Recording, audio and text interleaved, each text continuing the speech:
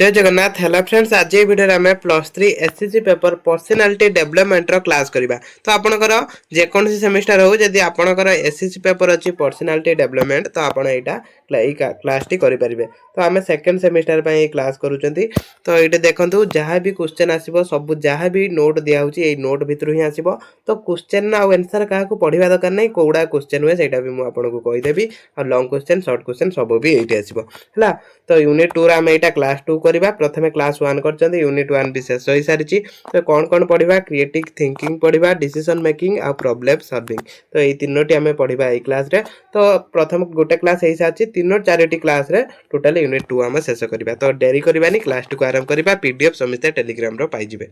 तो आज हमें पढ़िबा सृजनशील चिंतन। प्रथमे हमें पढ़िबा कोन सृजनशील चिंतन। तो सृजनशील चिंतन कोन सेटा भलो भाबरे बुझिबा। सृजनशील चिंतन हेउची कौनसी समस्या, परिस्थिति किंबा कार्य को नूतन, अभिनव और प्रभावशाली उपाय चिंता करी समाधान करिवार दक्षता। तो एटा देखंतु आमे लाइफ स्किल विषय पढुचंदी। तो एठी कोन कहूची ना सृजनशील चिंतन कोन, प्रश्न आसी पारे एमिति सृजनशील चिंतन कहले कोन बुझ, एउडा सब 2 मार्किया 5 मार्किया हेकी आसे हला।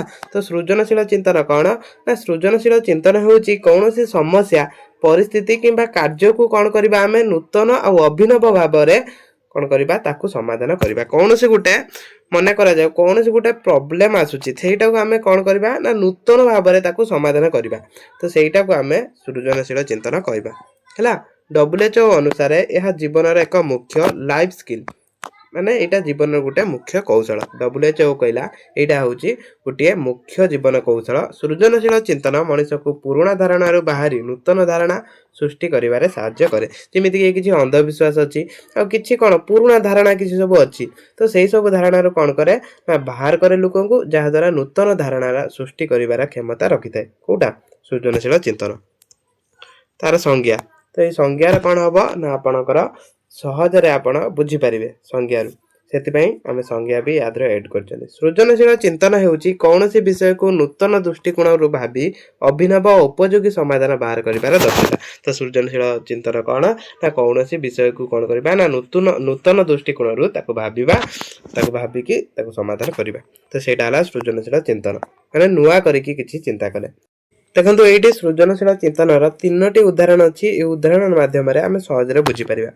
एठी देखंतु प्रथम उदाहरण, जड़े छात्र पढ़ा को मने रखिया पाई निजे चार्ट और माइंड मैप प्रस्तुत करिबा। जड़े छात्र किमिति पढ़ा को सहजरे मने रखिबो सेति पई कोन कला ना से चार्ट आ माइंड मैप प्रस्तुत कला। तो सेटा हला गोटे सृजनशील चिंतन। तापरे प्लास्टिक बदल रे कपड़ा बैग व्यवहार करिवार नूतन धारणा देबा। प्लास्टिक बैग को छाड़ी कि कोन करिबा ना कपड़ा बैग व्यवहार करिबा, सेति पई गोटे हमें धारणा देले। तो सेटा भी गोटे सृजनशील चिंतन हला। काहे कि ना प्लास्टिक द्वारा हम कोन मृत्तिका प्रदूषण होउची। तो सेति पई हमें कोन करिबा ना कपड़ा बैग व्यवहार करिबा। तो सेटा गोटे सृजनशील चिंतन हला। कम खर्च रे चाष पई नूतन पद्धति उद्भावन करिबा। जेमिति एबे सब कम खर्च रे सब नूतन पद्धति सब अवलंबन करा जाई चाष करा जाउची। बहुत कम समय रे भी से कार्य सब होउची। तो सेटा सब कोन ना सृजनशील चिंतन। तो एबे बुझी पारिथिबे सृजनशील चिंतन कोन, जोटा नुआ करिकी चिंता करिकी सब समस्या रो समाधान खोजा जाउची। सो सेही सब हेइछबो सृजनशील चिंतन। तार वैशिष्ट्य, तार किछि वैशिष्ट्य अछि। नूतन धारणा सृष्टि करिबा, कल्पना शक्ति व्यवहार करिबा, निजर दक्षता को व्यवहार करिबा, निजर माइंड को खटेइबा, अभिनव समाधान खोजिबा, तापरे परिवर्तन को स्वागत करिबा। निहाती भाबरे एबे परिवर्तन होउची विभिन्न कृषि क्षेत्र हो सब क्षेत्र रे, शिल्प सब क्षेत्र रे परिवर्तन होउची। कहा द्वारा सृजनशील चिंतन द्वारा नूतन अनुभूति शिखिबा, सकारात्मक चिंताधारा रखिबा, विभिन्न भिन्न भिन्न दृष्टिकोण विचार करिबा, समस्या को सुजोग रे परिणत करिबा। तो ये सब कौन गोटे गोटे वैशिष्ट्य। तापरे सृजनशील चिंतन रो गुरुत्व कौन गुरुत्व रही सृजनशील चिंतन समस्यार नूतन समाधान दिए। सृजनशील चिंतन कौन करे ना जो समस्या आछी तार नूतन समाधान देई थाए। सृजनशील चिंतन जटिल समस्या सहज अभिनव समाधान खोजिबारे सहाय्य करे। एटा जो सब नूतन समस्या उपजे ताकू कौन करे ना सहजरे आ अभिनव भाबरे समाधान करथाए। तापर आत्मविश्वास बढ़ाए। एटा काई गुरुत्वपूर्ण ना एटा आत्मविश्वास बढ़ाई थाए। नूतन चिंताधारा सफल हेले व्यक्तिर आत्मविश्वास बढ़ी थाए। गोटे नूतन किसी चिंता करबा सेटार आमे सफल होई जिबा, जहा द्वारा कोन हबो हमर आत्मविश्वास बढ़िबो।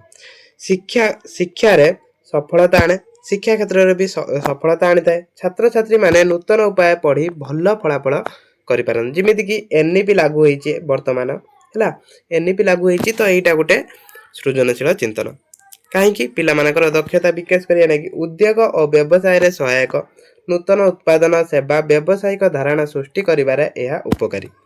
तापर कौन व्यक्तित्व विकास करे एटा भी सृजनशील चिंतन भी व्यक्तित्वर विकास करता है। व्यक्ति को सबुबले नूतन किसी शिखेबाकू इच्छा करती। सृजनशील कौन करता है ना व्यक्ति को सबुबले किसी नूतन शिक्षा देता है। यार उद्देश्य कौन ना नूतन धारणा सृष्टि करवा टिके रुहतु ए वैशिष्ट्य जहाँ थिला उद्देश्य भी सेम रहिबो। तापर ये किसी तार उपसंहार अच्छी सृजनशील चिंतन जड़े व्यक्ति को नूतन चिंताधारा नव सृजन और सफलता पथरे आगे नहीं थाए। आज प्रतियोगितामूलक जुगरे यही कौशल प्रत्येक छात्र छात्री और नागरिक अत्यंत आवश्यक कहीं एवं अनेक गुड़िया समस्या देखा जाती तो से समस्या भी समाधान करने आवश्यक से आमर जो सृजनशील चिंतनटा निहाती आवश्यक। WHO यहाँ जीवन सफलता एक मौलिक लाइफ स्किल भाव में स्वीकृत देइछि है यहाँ गोटे मौलिक जीवन कौशल भाव में WHO स्वीकृत देइछि। तापर निष्पत्ति ग्रहण निष्पत्ति ग्रहण कौन निष्पत्ति ग्रहण होउछि जीवन विभिन्न परिस्थिति थिबा अनेक विकल्प मध्य सठिक उपयुक्त विकल्प बाछिबार क्षमता। तो मन करा जाऊ एटा देखंतु निष्पत्ति ग्रहण कौन मन करा जाऊ काली एग्जाम अच्छी तो आम से पढ़ुंट से जड़े आमको धर मन कर आम सांग जड़े डाकिला खेलवा ना कि तो सही आम डिसीजन नवा कि आमर काली एग्जाम अच्छी आम पढ़ा कि जाकि से खेलवा तो सहीटा है निष्पत्ति ग्रहण करने क्षमता। तो सही क्षमता जदि आमर थिबो काली एग्जाम अच्छी तो आमर जदि सेटा से क्षमता अच्छी कि कौन डिसीजन नहीं हबो तो एग्जाम टाइम रे आम पढ़ा यहाँ है ठीक डिसीजन किंतु सेठी जदि आमर से क्षमताटा नथिबो तान आमे कौन करबा ना सेठी खेलिबाकू पड़ेबा किंतु जदि जहार डिसीजन मेकिंग क्षमता थिबो से कौन करिवो प्रथमे पढ़िबो। तो सेटा होची निष्पत्ति ग्रहण कौशल आमको शिखई थाए कौ समय रे कौ निष्पत्ति निया जिवो। प्रत्येक व्यक्ति को दैनंदिन जीवन में छोट बड़ा अनेक निष्पत्ति नेबाकू पड़े से निष्पत्ति नबाकू पड़े से छोट निष्पत्ति हो किंबा बड़ निष्पत्ति हो जेमिति गोटे उदाहरण आम नेले WHO अनुसार डिसीजन मेकिंग एक गुरुत्वपूर्ण लाइफ स्किल है। लाइफ स्किल माने कौन लाइफ स्किल ओडिया है जीवन कौशल कारण यह व्यक्ति को सठिक पथरे बाछिबा समस्या समाधान करने और सफल जीवन गढ़ साहाय्य करिथाए।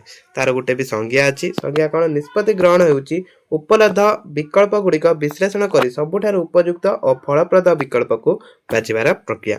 सबुठार उपयुक्त फलप्रद माने कौटा फलप्रद माने कौटा उपयुक्त कौटा ठीक ता सहित कौटा आम पाई लाभ देवे सेटा जानियार हमको निष्पत्ति ग्रहण करने क्षमताटा शिखी थाए।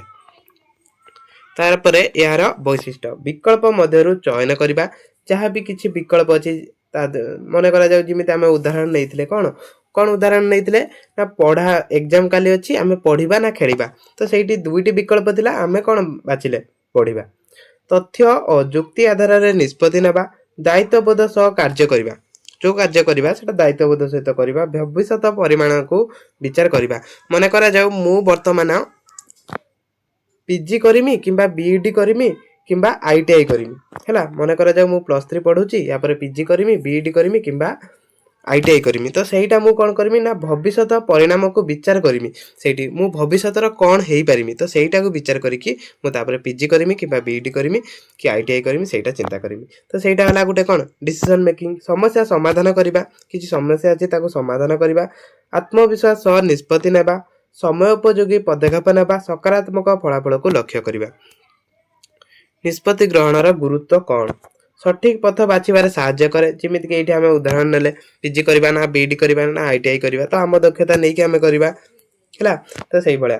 तापर समस्या समाधान करे एटा कोन करे युक्ति संगत निष्पत्ति द्वारा समस्या को सहजरे समाधान करिथाय आत्मविश्वास बढ़ाए ता सहित समय संपदर सठिक व्यवहार करे सफलता आने। तो ये जो सब एगुड़ा सब ग्रीन कलर अच्छी यही सब 5 मार्किया 2 मार्किया एगुड़ा सब प्रश्न आसे।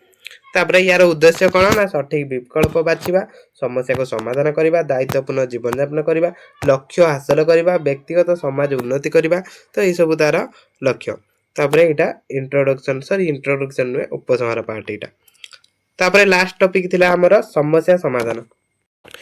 समस्या समाधान होउची जीवन में आसुवा विभिन्न समस्या को चिन्हट करी ताहा कारण विश्लेषण करी उपयुक्त और प्रभावशाली समाधान बाहर करने क्षमता। तो समस्या समाधान करने क्षमता कौन ना जो सब समस्या आसुची आसुवा समस्या गुड़िक चिन्हट करवा आम जीवन में प्रथम कौन समस्या साजिश तो से समस्या को आम प्रथम कौन करवा समाधान करवा तार कारण खोजा आटा किमिति समाधान तार उपाय बाहर करवा।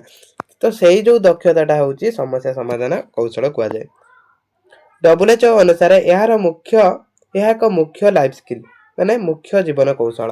तो सबू गुड़िक WHO जो गुड़ाक मुख्य जीवन कौशल से गुड़ाक ही सिलेबस देखाई आपको से गुड़ाक आम पढ़ुंट। WHO अनुसार से सब मुख्य जीवन कौशल यही कौशल व्यक्ति जीवन में चैलेंज गुड़िक सहजरे सामना करने और सफलता सह समाधान कर साहाय्य करे। यही समस्या समाधान कौशल जार थी से कौन कर ना जीवन में जो सब समस्या आसुची सहजरे समाधान कर। यार संज्ञा गोटे अच्छी समस्या समाधान होउची कौन समस्यार कारण खोजी ताहा विभिन्न समाधान उपर विचार करी सर्वोत्तम समाधान कार्यकारी करिबार प्रक्रिया। एटा कौन ना जो सब समस्या आसुची तार कारण खोजी किमि समाधान हो पारिबो सेटा होउची समस्या समाधान कौशल। ये उदाहरण अच्छी परीक्षा कम नंबर आसिले कारण खोजी नुआ पाठपढ़ा योजना प्रस्तुत करवा। मनकर जो परीक्षा कम नंबर आइला तार कारण खोजा कहीं आम परीक्षा कम नंबर आइला मनकर आम प्रिपरेशन करते तो से मनकर गोटे सेमिस्टर गला आम पढ़ी ना तो कम मार्क आसला आम जापारे आम पढ़ी नी कम मार्क रहा आम पढ़ा अधिक मार्क आनिबा। घर आर्थिक समस्या अनावश्यक खर्च कमाइबा ट्राफिक समस्या एड़ाइबा विकल्प रास्ता बाछिबा दलगत कार्य मतभेद हेले आलोचना माध्यम समाधान करवा। तो ये देखो पूरा सहज कर पॉइंट पॉइंट कर नोट नहीं आसी तो आप आराम से एक पढ़ी बुझीपारे। तापर यार वैशिष्ट्य किसी अच्छी समस्या को सठिक भाव में चिन्हट करवा समस्या मूल कारण विश्लेषण करवा तथ्य जुक्ति आधार में समाधान खोजा विभिन्न विकल्प उपर विचार करवा सठिक निष्पत्ति नवा धैर्य आत्मविश्वास रखा सृजनशील चिंतन व्यवहार करवा फलाफल मूल्यांकन करवा। तो यार गुरुत्व भी अच्छी तो एक सब नोट करने है यहाँ बहुत सहज अच्छी एक नोट करने एति तो आउ गोटे पार्ट आम आउ दुईटी क्लास करवा। तो चारोटी क्लास रे आम कौन करवा ना यूनिट 2 को शेष करवा एग्जाम टाइम रे भी आम इंपोर्टेंट क्वेश्चन दवा सहित रिवीजन क्लास भी करवा। क्लास को ये रखुची आशा करुच्ची समस्त क्लास हेल्पफुल होती समस्ते टिके नोट करने। जय जगन्नाथ।